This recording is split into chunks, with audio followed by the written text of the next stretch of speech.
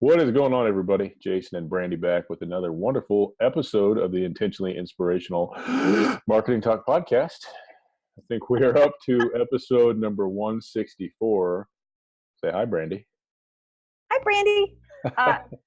So wait, we're at 164. What was our first one together? 157? Something like that, yeah. Woohoo, this is exciting. We're almost ready for an anniversary. Yeah, and just so everybody knows, Brandy is, I don't think I've ever seen her this energized and chipper, so it's going to be interesting. So I'm in birthday prep mode, people. Birthday prep. When's your birthday? My birthday is on Monday. Okay. Let me ask you a question. I want you to answer it honestly. If your husband started a birthday celebration for himself 3 days in advance, would you take that seriously?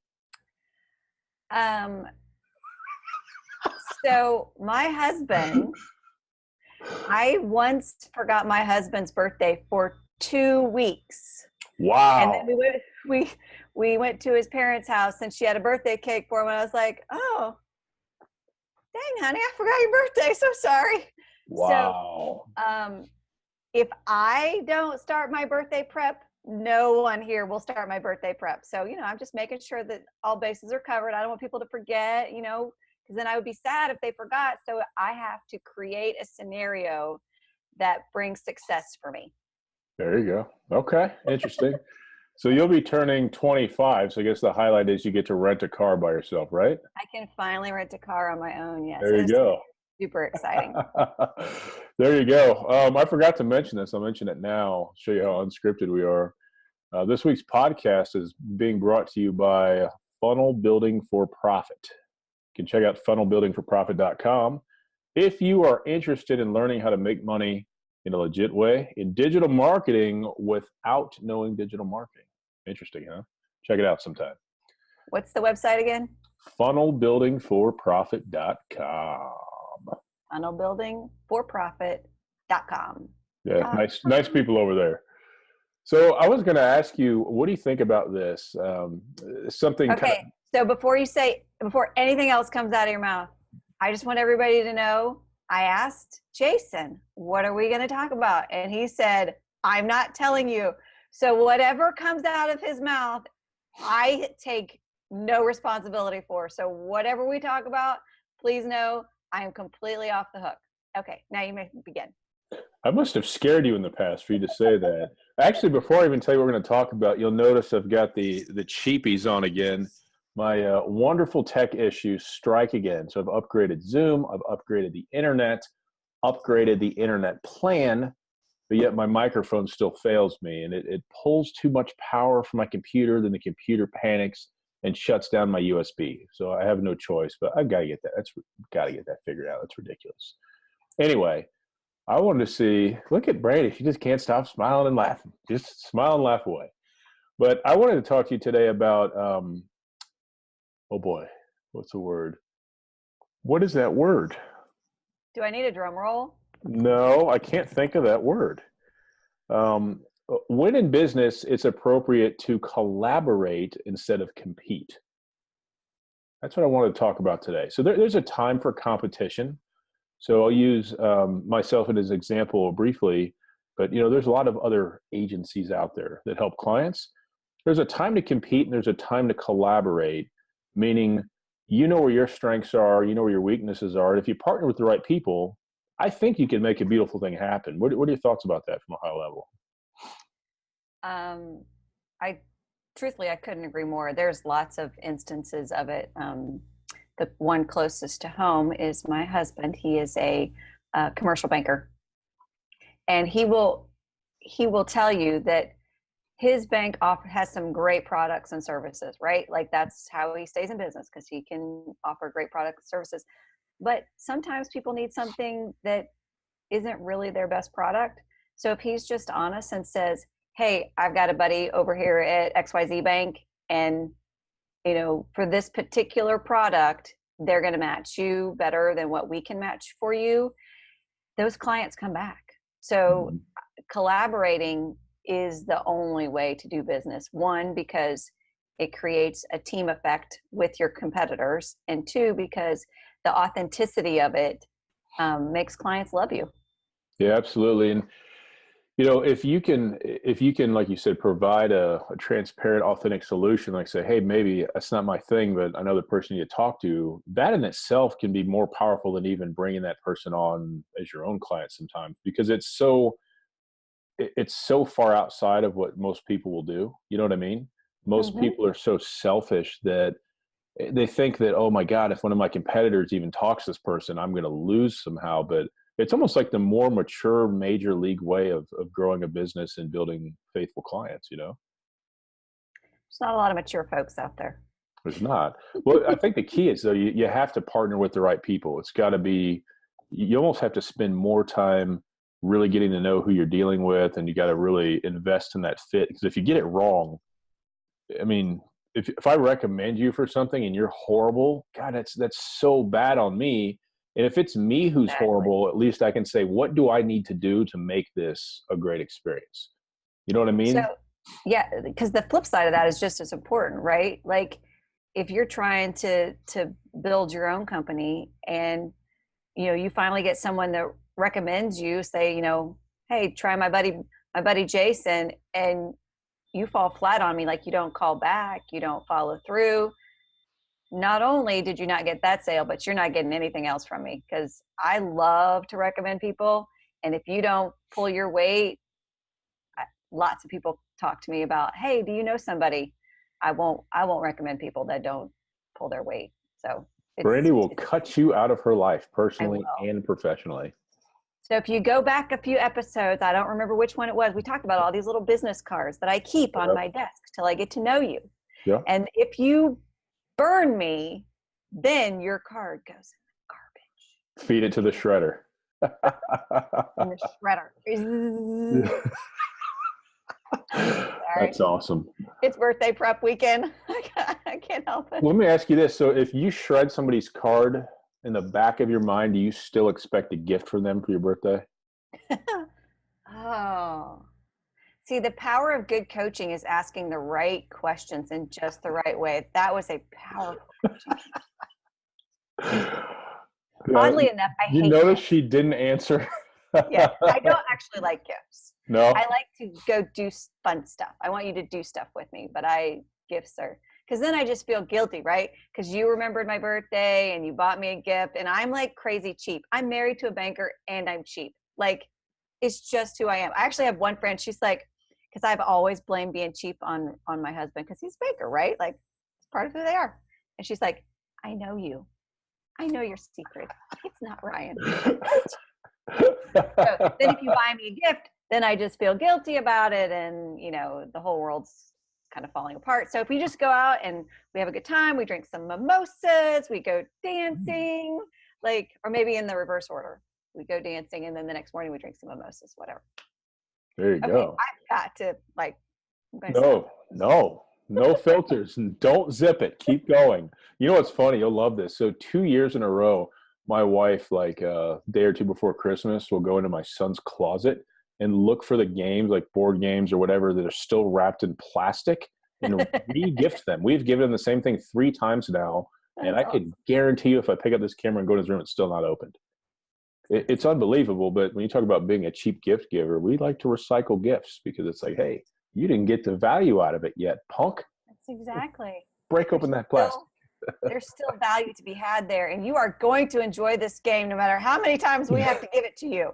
You know what's great about what you said is, when I was younger, so I'm 37, 81, 19, 37, and I used to be about stuff. Not crazy, but I valued nice stuff, whatever I was into. Outdoor stuff, fishing stuff, golf stuff, things like that. But as I've gotten older, recently I've transitioned into more experiences, because stuff is like, there's value and there's memories, but like experiences, like when you think back about life, like my wife would always what is What wrong with what was me? that? What was that you just My said? wife and I reflect on experiences, not like, hey, remember when I got that shiny thing? You know what I mean? Because all shiny things become normal and dull anyway. But no, I'm with you there. So let me ask you this. When do you have the green light, or when should a business owner go into attack mode? Like, when is collaboration a terrible idea, and when should they compete? It's a good question. I think, I know. I asked it. I know, right? Like, I don't even know why I have to have that thought because obviously it came from you. I could answer these better if I actually knew This ahead is of time. so god darn good. This is my favorite drink I've ever had in my life. Unbelievable. Sorry, just had to Okay, share so that. if you're just listening, it apparently is called Zevia, Mm-hmm. Zevia, Yep. and it's grapefruit something or another because Citrus. Unbelievable. grapefruit citrus. So Yeah. we didn't want you to feel left out because you weren't watching our ridiculously weird Zoom podcast. Yeah, I forgot about the whole audio piece. Anyway. Yeah, those whole audio people. What are they missing? They don't even know. Okay, so I could answer these questions so much better if I actually had like time to think about the answers We beforehand. don't want you to have What was the time. question? Question is, when should you not collaborate? When do you have the green light to just crush your competitor? I'm curious to know what Brandy thinks about that. Oh, we're looking for brandyisms. Oh Yeah. my. But what do you think about that? I'll throw out an example. Like if somebody were to directly reach out to me and say, hey, I do the same thing as you, I'm going to crush you. Okay. Bring it on, expletive. That's when I would go into it. I said, if you want to come at me directly, let's go. But more times than not, I think collaboration's a good thing to look at. Either collaborate or nothing at all. I hate when people use that joint venture word. I hate that. Let's Kind of like joint. co-hosting. Let's No, not like co-hosting. No, like you do all the work, and if it works, I'll pay you type of thing. I hate that because it's like let's both benefit from this equally and not depend. You know what I mean? There's different things that people can do, but anyway, So you have an answer now? I think I do. I don't know that exactly answers your question, but I do have an answer. So I think it depends on the people involved. So if I can collaborate with you and we have very clear defined boundaries. So I always talk about my buddy Garland. He has a leadership development company, Advanced Leadership.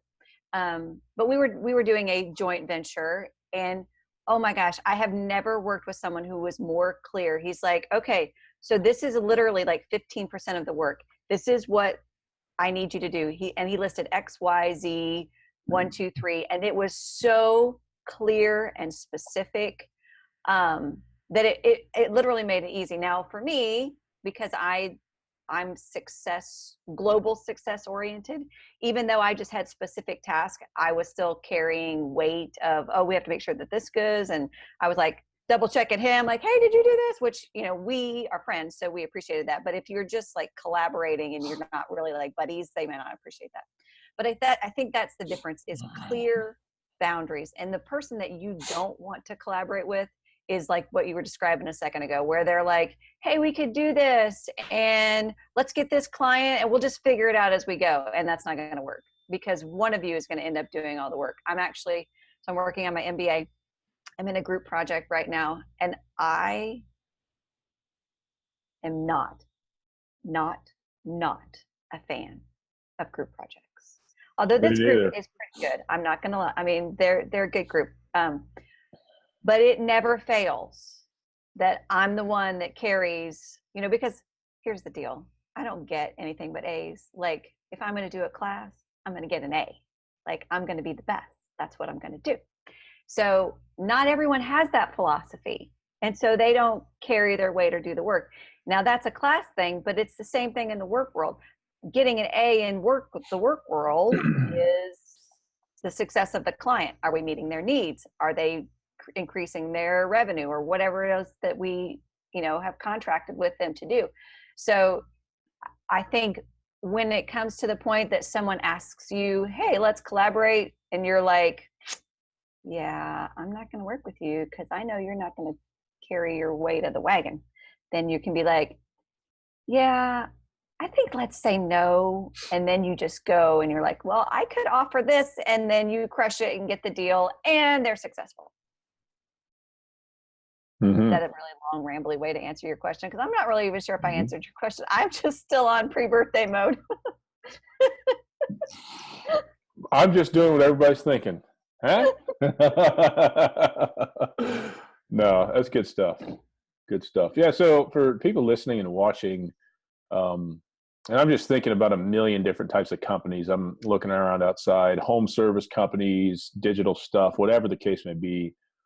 Keep your eyes open, challenge yourself to find opportunities to collaborate, because collaboration, not only if you do it correctly, should it make you money, but it should expand your influence. It should expand your relationships. And there's really some good things that can come from it. So keep that in your back pocket. And it's interesting because people will come to you with ideas that you've never thought about, or say, hey, I know this isn't your focus, but I noticed from talking to you and looking at what you do, you're really good at this thing. Could you help me with this? And this is what that might look like on an ongoing basis. It's worth looking at now. So But I think the key, what you're saying there, is be really good at what you're doing. yeah, Like that's the foundation behind yep, collaboration. yep, correct. Be good at what you're doing and people recognize you. They do. All right, that's all I've got to say about that. How about you? Um, I thought it was good. It was pleasantly surprising that it wasn't like something crazy that I didn't know what to say Yeah, about. you got really nervous. I was like, wow, she's going to be disappointed how like, Okay, remember how I said I get the A? I don't do things unprepared. well, but see, I'm pushing you out of your comfort zone. I'm actually facilitating your personal and professional growth on live national So television in a way. the Intentionally Inspirational podcast is about expanding Brandy's horizons. Thank you It for joining. is. It's all about you. Yeah.